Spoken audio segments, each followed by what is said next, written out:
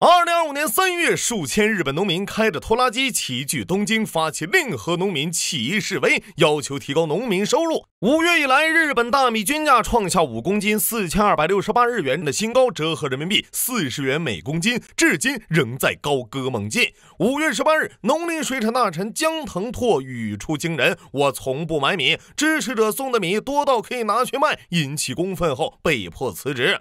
”22号，农林中央金库公布财报，由于投资外国债券失利，2024财年净亏损1.8万亿日元，创下08年金融危机后最高，但他们对盈利预期保持乐观。大家好，我是刚干了3万饭的星辰。是的，3月我曾聊过一期日本米荒，评论区留下了不少哪里贵了，建中特供贵怎么了，人发达国家工资高买得起，以及米价高利于农民等高论。没想到现在荒了快1年了，米价仍然上涨不说，还闹出了前农林大臣舌战现农林大臣的奇景。现在问题来了，六旬老太为何频频遭遇大米诈骗？政府多次放米，又为何毫无波澜？米价为何涨到首相都看不动？这背后到底是人性的扭曲，还是道德的沦丧呢？敬请关注星辰趣味屋。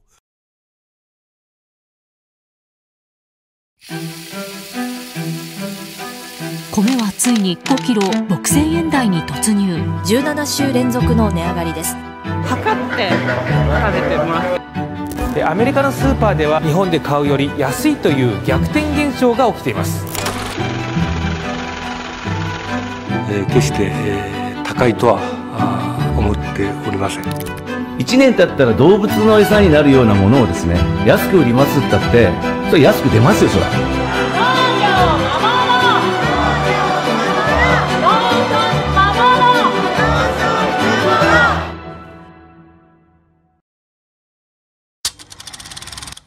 先说个好消息，自去年7月米荒以来，日本米价在取得连续上涨18周的好成绩后，终于在今年5月的第1周喜迎首次下降，5公斤仅需4214日元，对比前一周下降了足足19日元，折合人民币9毛5。从3月开始，农林省分3批释放了32万吨政府储备米。应该说，这个方法属于以买兼赈，两难自解。政府清了陈米库存，市场减了供货压力，百姓有了便宜大米，真可谓秦始皇绕猪，绕着圈的赢啊！唯一美中不足的是政府放米采用的是企业拍卖，价高者得。大家猜猜谁的报价最高呢？对的 ，JA 全农。农协通过竞标收购了90%以上的储备米，好家伙，政府放粮，农协囤粮，就问你魔不魔幻？还没完呢，农协竞标后转手卖给经销商，最后由经销商发往超市。由于各种环节颇多呀，时间自然也会久点。截至4月末，抵达市场流通的储备米不足7%，对现在的日本老百姓来说，属于是超市买不起，政府要发储备米，不知在哪里。眼看米价越来越高，这下政府真破防了。他娘的，日本农协难道是黑社会老巢吗？必须出重拳。在农林水产省多次要求下，农协终于在5月10时公布储备米的销售情况。截至5月底，好消息传来，发了，首批20万吨储备大米有12万吨发往经销商。坏消息是，只有约20%进入了餐饮和超市，剩下全搁路上呢。对此，农相江藤拓解释道，大米，我们储备的历史比较长，东北地区有多个储备仓，3、4月人事变动比较频繁，这卡车运输，存在困难，所以这个我不能说这个储备粮现在这个流通顺畅啊。农协还大方表示，不会从政府招标获得的储备米中获利，只会在中标价中加收运费、仓储费、利息和管理费等必要费用。怎么样，仗义吧？什么？你问中标价是多少？哎呀，保密！不仅如此，农协要求批发商以无法辨别是否是储备米的方式销售。说人话叫上架超市时别贴储备米标签，理由是避免混淆，甚至准备将多品牌、不同产地的储备米混合后，以混合米的形式上架。好，一没标签，二价格不响，大环境又是米价飙涨。那我问你，如果你是超市主管，你会把储备米卖什么价格呢？最后结果就是这边政府2月狂放30万吨，那边5月初日本大米一路飙到5公斤4268日元，折合人民币21元美金，是去年的2倍，5年前的3倍。注意，这还是全国均价。东京街头5公斤6000日元的大米都已经不新鲜了，难怪现在有人调侃日本缺米，老美缺蛋，父子加起来炒不出一碗蛋炒饭。正所谓大米发得慢，政府农协王八蛋，人民咋吃饭？眼看米价飙涨，日本的各路搞钱神仙们迅速活泛起来。考虑到日本是个岛国，所以没法干出如墨西哥毒贩往老美倒白面时兼职运鸡蛋的壮举。咋办呢？好办，偷！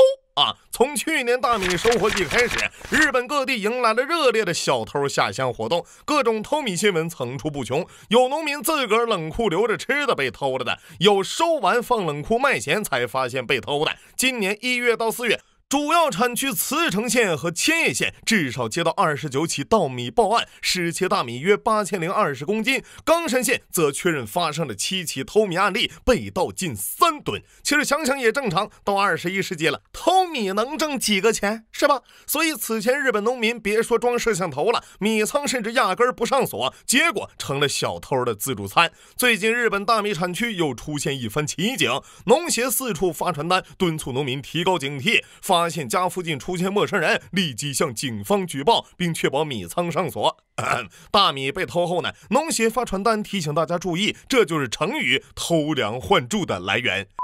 更搞笑的是，5月千叶县警局逮捕了一名50岁男子，理由是他闯入熟人仓库盗窃走1袋5公斤米，小偷还想狡辩，没有这米是别人放我门口的。警方直接给他展示了 GPS 信息。对的，失主是位76岁的老农民，老爷子已经被连偷几次，无奈斥巨资购入 GPS 定位器藏入米袋。当然了，日本是这样的，老百姓只需要高价买米就可以了，而农协要考虑的就很多了。5月13日，日本农协就美日关税谈判中，特朗普要求开发农业市场一事，向政府发出紧急请求，反对为了应对米价上涨增加进口。现在只是老百姓吃不起饭而已，放开进口，米价可是要下跌的呀！还要求政府除了2020年的日美贸易协定外，不准对农畜产品做出任何让步。理由是这会影响未来粮食安全，并损害日本国家利益。随后的记者会上，当被问到5公斤大米超4000日元怎么想时， JA 全农会长山野彻笑着答道：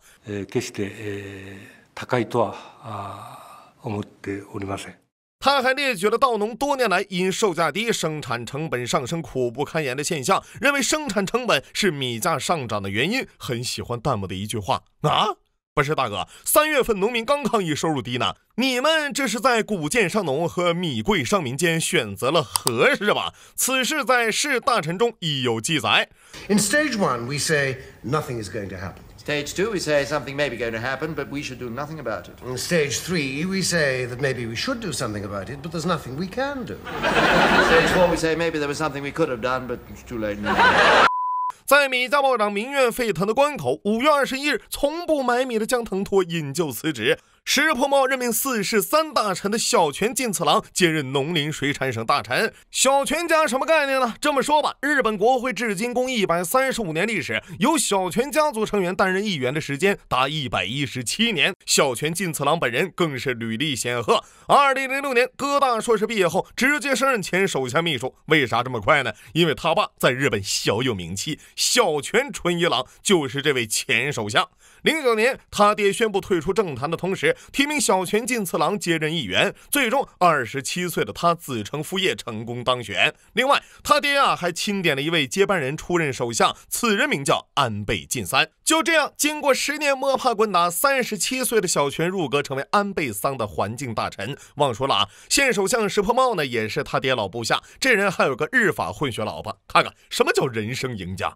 唯一美中不足的，小泉行事颇有魏晋名士之风，忠义中叫科大了光荣事迹包括2019年联合国大会上讲段子，我们应性感的应对气候变化。之后呢，名场面不断，人称东瀛小阿诺。今のままではいけないと思います。だからこそ日本は今のままではいけないと思ってる。好，问题的关键就是找到关键的问题，怎么降价呢？新官上任的小泉直接点了3把火，首先是砍价，我说一个数，2000日元5公斤。哎呀，不能卖，这个价格咱要亏死了！我不管，老百姓都是我的家人，亏钱了要让家人吃上便宜米。1、2、3，上任节！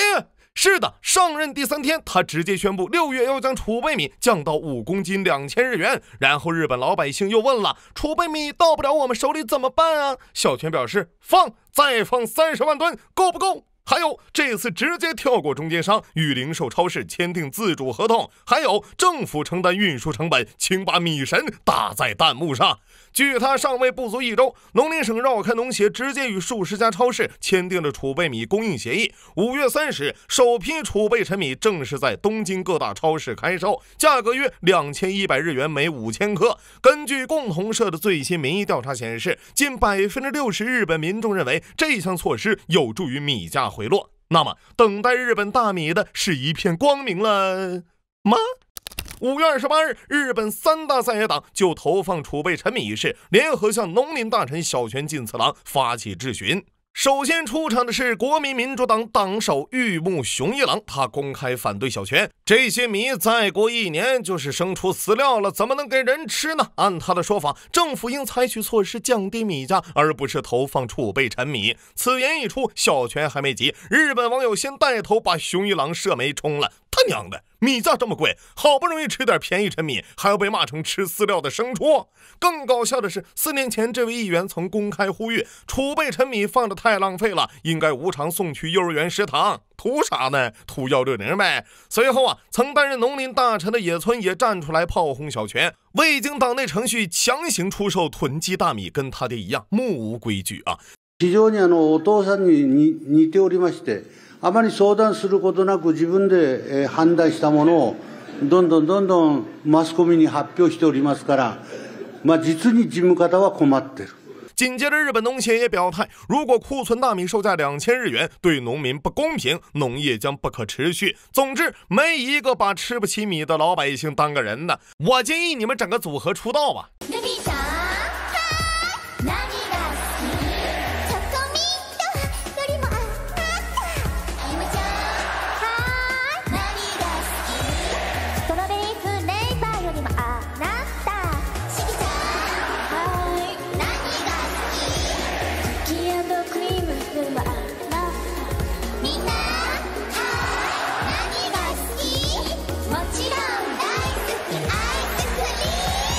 而一向废话大师的小泉这次异常清醒，他表示5公斤2000日元确实对农民不公平，但我卖的是几年前的储备粮，应该按当时的批发价算。对于陈米品质的质疑，小泉更是斩钉截铁答道，当前首要任务是把大米价格打下来，但是国会老爷们解决问题的办法没有，谴责质询倒是经历大大的。6月2号，立宪民主党就米价飙升问题谴责农业政策失败，随后小泉承诺2027年改革。这下神奇的一幕出现了，官4代小泉反而成了发挥下课上传统为民请命的孤勇者。但问题是，储备米卖完之后呢？经过前2轮发放，加上6月小泉又追加了20万吨，目前政府储备米仅剩10万吨。如果没有后续，那对平抑米价就没有任何意义。6月4号，日本清酒制造商也纷纷向农林省提出酒米太贵，供应不足，要求释放低价储备米酿酒。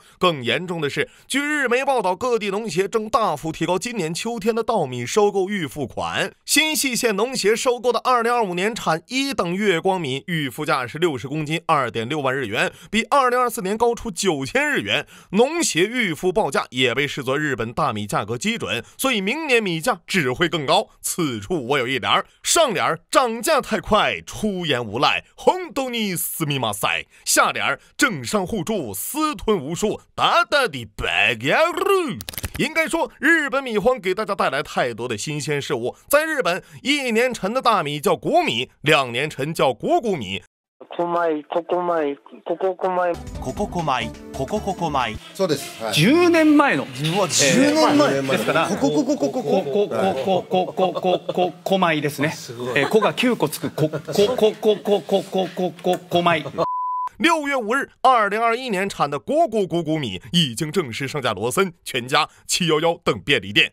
由于储备米数量有限，老百姓得先抽签或排队抢到这个整理券，然后才能排队购买这些谷谷米。计划经济现实返场，近1个月从九州到北海道，日本全国上下各大商超门口排满了人，甚至有卷王头天晚上8点就来排队，就为第二天一早买到限定1包5公斤米。有的超市排队人数甚至超过1000人。故事的另一边，考虑到谷米名字不太好听，围绕着给这批陈年旧米取个好点的名字，国会正在进行一场社会大讨论。农相小泉接受质询时提议改叫令和3年米令和4年米。更逆天的是罗森准备管这叫经典窖藏米。日本街头也是脑洞大开。而就在本土大米疯涨之际，大洋彼岸的纽约日产大米反而在促销，即便加上川普的关税、运费以及通胀，5公斤仅3000日元左右，且供应稳定。香港、台湾的日本大米也一样。其实看到这里估计大家也明白，日本米荒从来不是缺米的问题，而是有人在用哈耶克和凯恩斯的双重大手在操弄民众的饭碗牟利。6月5日，小泉进次郎在众议院就大米流通问题的问答会上表示，我不会点名提及具体公司，但某主要大米批发商的利润比去年增长了约500%。没人能想到，在日本人民对米价高涨怨声载道的当下，首相在说空话，农协在赚钞票，只有曾经被质疑智力缺陷的小泉进次郎真的干了点人事，但仅靠他无异于堂下何人，为何状告本官？因为这次真是体制问题。日本农协左右着国会30%的席位，长期与自民党精诚合作，贡献选票。而无论是1971年推行的减反政策，亦或是目前仍保持的进口大米超200%关税，均出自自民党首相之手。现任首相石破茂正是自民党总裁。据农林水产省统计，1960年日本以农业为主业的农民约1175万人，2024年降至约111万人，平均年龄为69.2岁，65岁以上的占比超70%。如果农协控制下的日本农业进口的壁垒继续固守，要不了20年，日本可能将爆发更大的大米危机。6月6日，小泉在记者会上宣布，为抑制米价上涨，如果储备米全部放完，将考虑紧急进口外国大米。这已经真正触及到了农协的核心利益。那这位44岁的官四代，面对根深蒂固的农协利益共同体的围攻，能否打赢这场米价削藩战？而这场持续1年多的米荒闹剧又该如何收场？让我们拭目以待。